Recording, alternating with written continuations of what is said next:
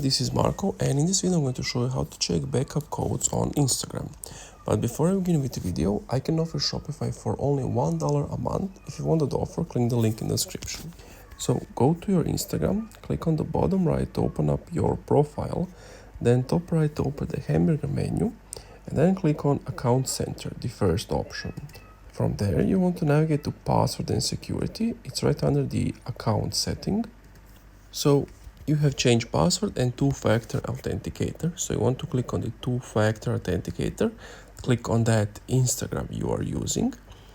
And as you can see, at the moment I don't have it set up, but by default it will be by your text message or SMS.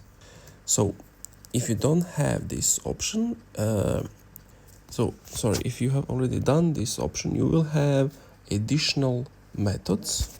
As you can see, this is how additional methods will look like, and then you just want to click on backup codes, and once you click on that, you will be able to see your backup codes. You can also generate new ones, and that's pretty much it. Thank you for watching this video. If you enjoyed, leave a like, comment, subscribe, and if you want the Shopify option, click the link in the description.